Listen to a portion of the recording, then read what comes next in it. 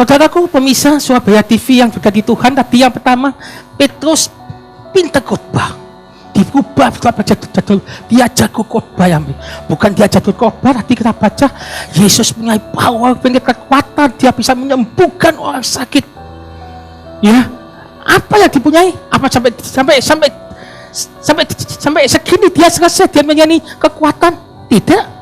Ada ayat lain yang saya menemukan di dalam Kisah Para Rasul 5 ayat 15. Pak Beni, coba katakan. Kisah 5:15 dengan firman Tuhan, bahkan mereka membawa orang-orang sakit keluar ke jalan-jalan raya dan membaringkannya di atas balai-balai dan tribun dan tilam, supaya apabila Petrus lewat, setidak-tidaknya bayangannya mengenai salah seorang dari mereka. Saudaraku yang terkasih dalam Tuhan, bukan dia bisa menyembuhkan, saudara kau. Ketika Petrus keluar dari bait suci, banyak orang kampung, orang yang ada sekitar itu, kalau dia menjadi saudara yang sakit, ya, ayah, ibu, adik, saudara, sepupu yang sakit, dia menaruh di jalan-jalan raya. Bukan dia bisa menyembuhkan, tapi bayangannya itu bisa menyembuhkan, saudara. Waduh, betapa hebatnya Petrus itu. Seorang yang hebat, seorang yang diurapi Tuhan. Dengan bayangannya dia bisa menyembuhkan yang sakit. Dia bisa menolong yang susah. Dia menghiburkan yang lemah. Tuhan, dia tidak tahu hamba Tuhan itu hari ini dia hadir di tengah-tengah kita di dunia ini seperti Petrus.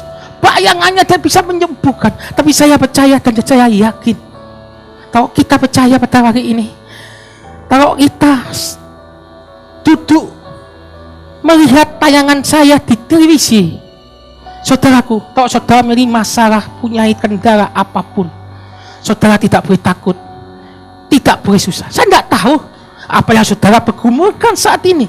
Saudara bergumul tentang sakit penyakit, saudara bergumul tentang pekerjaan, bisnis yang hancur, yang penuh dengan yang ada jangan kematian, yang tidak ada sesuatu kehidupan.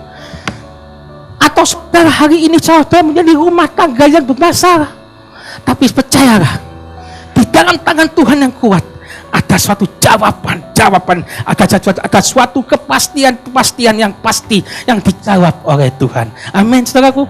Sebab itu, saudaraku, di depan layar televisi kita katakan dengan suara yang lantang, aku pasti bisa, aku pasti sukses, aku pasti berhasil bersama dengan Tuhan. Aku pasti berhasil. Amin, saudaraku. Mengapa kegagalan itu terjadi dalam kehidupan kita? Mengapa Tuhan itu mengizinkan kegagalan itu? Tuhan tidak memberi kegagalan, tidak mengizinkan. Mengapa kita tuh gagal? Apa mutiara-mutiara yang kita punyai, yang kita harus pelajari tentang kegagalan itu? Saya menuliskan sedikitnya ada 4 pelajaran yang harus kita simpan dan kita mengerti mengapa Tuhan izinkan kegagalan itu terjadi. Pelajaran apa yang Tuhan izinkan? Mutiara-mutiara apa yang di dalam kegagalan itu supaya kita belajar dari kegagalan itu? Yang pertama, kegagalan membuat kita ini harus bergantung kepada Tuhan. Amin. Kegagalan supaya kita bergantung. Tempo kita merasa bahwa kita ini sudah merasa nyaman, sudah merasa hebat. Kita mengandalkan kekuatan kita mengandalkan pikiran kita mengandalkan kesehatan kita mengandalkan semua kekuatan manusia.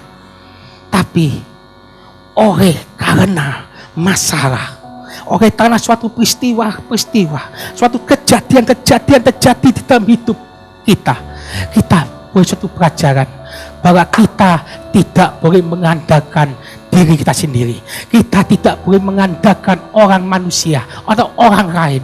Kita tidak boleh mengandalkan orang tua kita, saudara kita, tidak boleh mengandalkan bos kita, orang apapun. Kita tidak boleh mengandalkan. Tetapi pada pertemuan kali hari ini, biarlah saudara pada saat ini, kita harus bergantung kepada Tuhan. Amin. Kita harus bergantung kepada Tuhan. Apapun masalahmu, kita harus bergantung kepada Tuhan. Amin.